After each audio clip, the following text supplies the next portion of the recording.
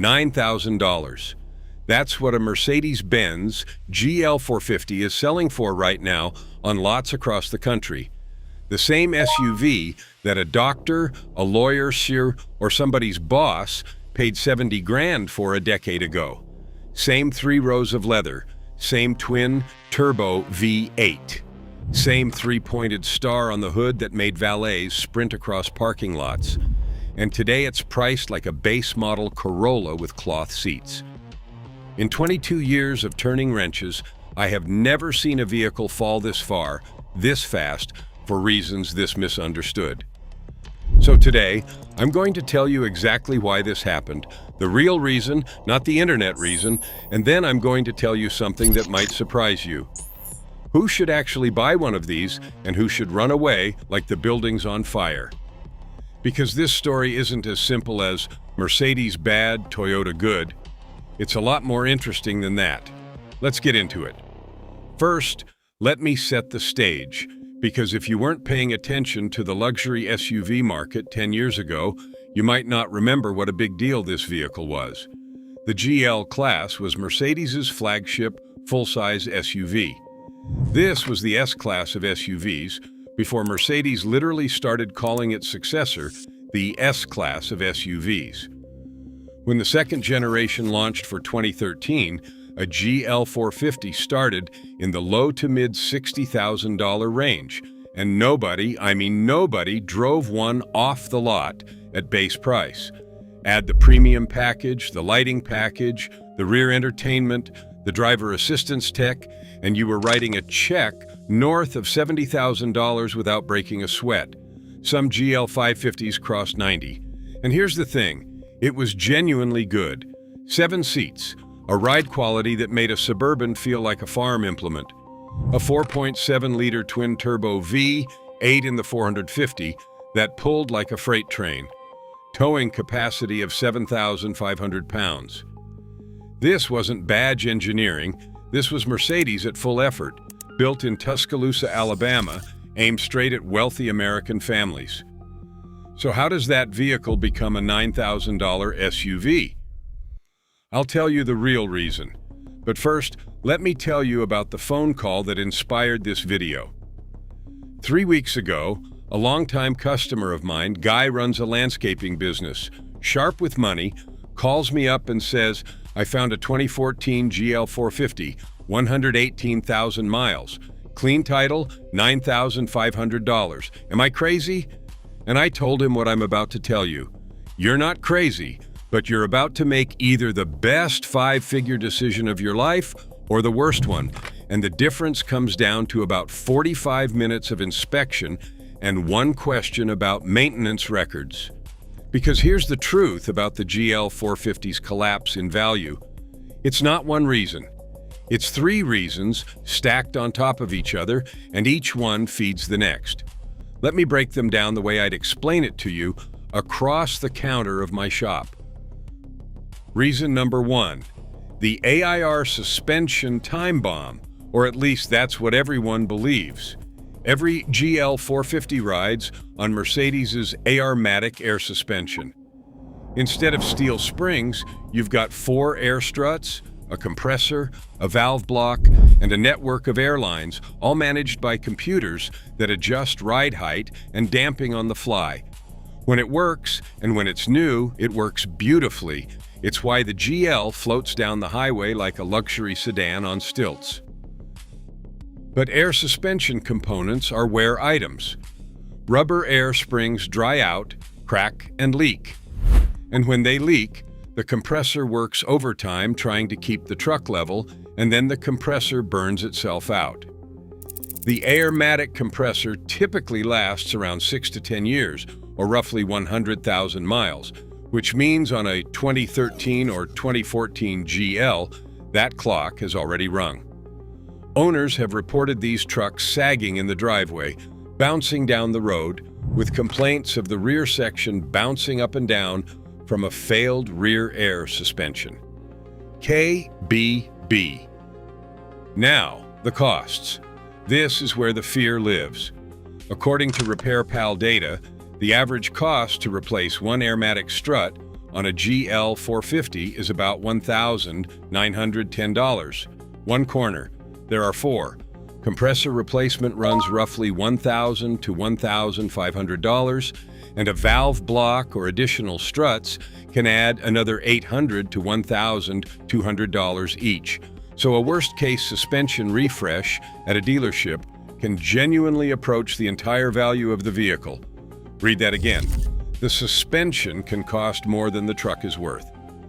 That single fact, is doing about 60% of the work in crushing this SUV's resale value. Because every used car buyer with a smartphone Googles GL450 problems, sees AR-matic malfunction horror stories, and walks away. But hang on to that thought, because later I'm going to tell you why this famous problem is actually the most fixable thing on the entire truck. The scarier stuff is what people don't Google. Reason number 2, the stuff people don't Google. The 2013 model year was the first year of the new generation, and first-year Mercedes products have a habit of teaching the customer base lessons the engineers should have learned in testing. The one that matters most on these trucks is sneaky, the camshaft position sensors. On the second-generation GL450, the cam position sensors have a tendency to leak oil, and that oil wicks down the wiring harness, where it can eventually reach and contaminate the ECU, causing random electrical glitches and trouble codes, a problem especially common on the 2013 first-year models. Think about that failure chain. A $20 seal leaks, oil travels through a wire like a candle wick, and suddenly you're diagnosing ghost electrical problems that make grown mechanics question their career choices. There are also documented cases of cylinder wall scoring on the 2013 to 2014 V8s, more common on trucks that lived in cold climates where the oil takes longer to warm up. Minor cases don't cause drivability problems, but in worst-case scenarios, the scoring gets bad enough to threaten the engine. Is it common? No. Is it terrifying enough that one forum thread about it knocks $1,000 off every GL in America? Absolutely. Then add the ordinary cost of German V8 ownership. Oil changes take 9 quarts of European spec synthetic. Spark plugs, there are 16 of them, 2 per cylinder. Brakes are big, heavy-duty, and priced accordingly. None of it is exotic. All of it is more than a Highlander. Reason number 3, and this is the real reason, the buyer pool vanished. Here's the part nobody talks about, and it's the actual answer to the question in the title. Vehicles don't lose value because they break. Vehicles lose value when the number of people willing to buy them shrinks. And the buyer pool for the GL450 didn't shrink, it evaporated. Think about who buys a $70,000 luxury SUV. Someone wealthy who wants a warranty, who leases or trades every 3 years. That person will never buy a 12-year-old GL. They bought the new GLS. Now think about who buys a $9,000 used SUV. Someone on a budget for whom a surprise $2,000 repair is at a crisis.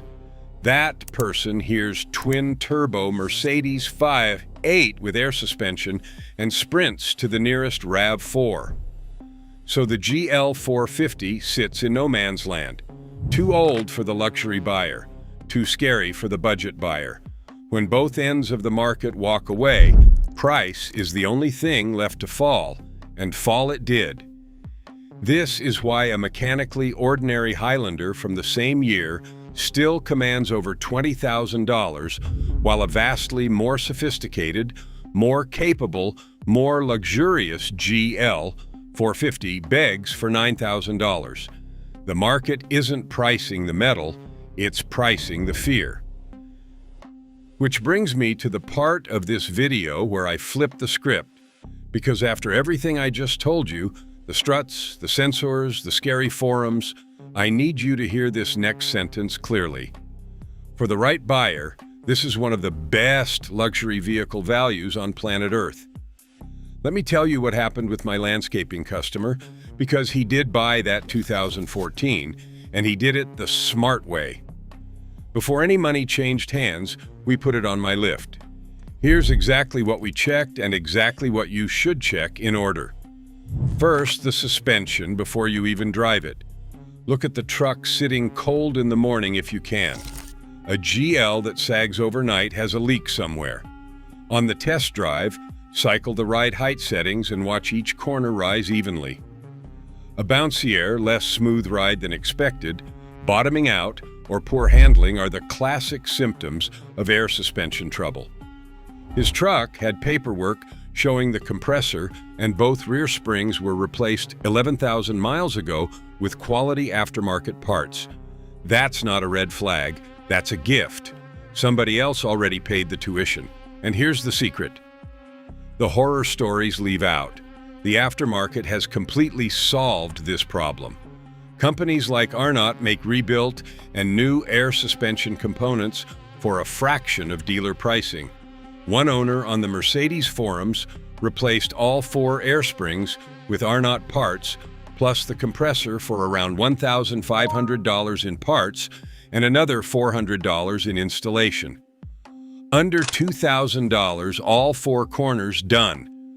Compare that to the $7,000 or more dealership nightmare everyone quotes. Same truck, same fix, 70% less money because you knew where to shop. There are even coil spring conversion kits. Some owners planning to keep their GL450 long-term have converted the air suspension to a coil spring setup entirely, though personally I'd keep the air ride. It's half the reason you're buying the truck. Second, the cam sensors.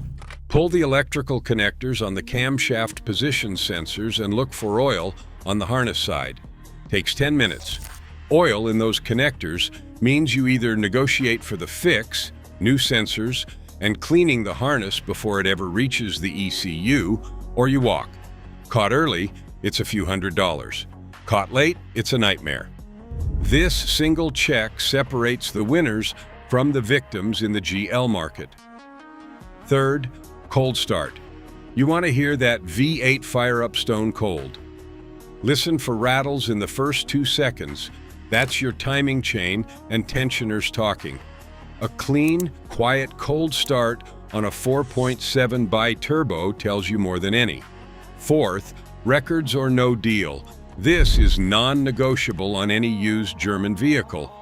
A GL450 that got its oil changed every 8,000 miles with the right spec oil, transmission services on schedule, and cooling system attention, and is a fundamentally robust machine. That 4.7-liter twin-turbo, when maintained, is one of the better V8s Mercedes built in that era. Strong, smooth, and capable of high mileage. A GL that got quick lube oil changes and zero preventive care. That's not a bargain. That's a donation you're making to your local Mercedes specialist. So let's do the mechanic math on my customer's truck. Purchase price, $9,500. Suspension already done. We put in $1,100 for a full fluid service, engine oil, transmission, transfer case, differentials, brake fluid, coolant, plus fresh plugs. Total investment, about $10,600 for a 7-seat, twin-turbo, all-wheel drive Mercedes flagship that cost more than most people's college education when it was new. He's 4 months and 6,000 miles in. His only complaint? It's thirsty. 16, 17 miles per gallon. That's the price of admission, and if that number scares you, this isn't your truck, and that's okay. So who should actually buy one of these? Someone with either the skills to wrench themselves or a trusted independent Mercedes specialist, never the dealership, plus a cushion of $2,000 to $3,000 set aside and the discipline not to touch it. Someone who drives maybe 10 or 12,000 miles a year and wants first-class comfort for economy-class money. For that person, This is a $70,000 experience at an 87% discount. Who should run? Anyone stretching to afford the purchase price itself. If $9,000 is your entire budget, buy a $9,000 Toyota, not a $9,000 Mercedes, because with the Mercedes, the purchase price is your ticket in, not your total cost. Anyone who needs this vehicle to work every single day with zero downtime, and anyone who plans to finance it for 5 years, you don't want to be making payments on this truck in year 4 of ownership. By the way, guys, before we continue, we've put together 5 complete guides to help you buy, negotiate, and maintain a used car without making expensive mistakes. We're currently running a big discount on the full bundle, so check out the link in the description. Here's my final take. The GL450 didn't fall from $70,000 to $9,000 because it's a bad vehicle. It fell because it's an expensive vehicle to be wrong about. And the market punishes uncertainty harder than it punishes actual failure. The fear is priced in. The horror stories are priced in.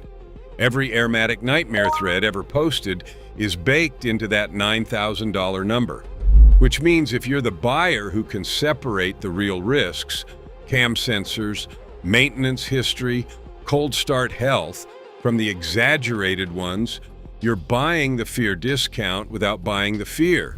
That's the real reason, not the suspension, not the V8. The vanished buyer pool and the gap it left behind for people who do their homework. If this kind of straight talk saves you from an expensive mistake or points you toward a smart one, hit subscribe, because I've got more videos coming on the used vehicles dealerships are terrified to explain honestly.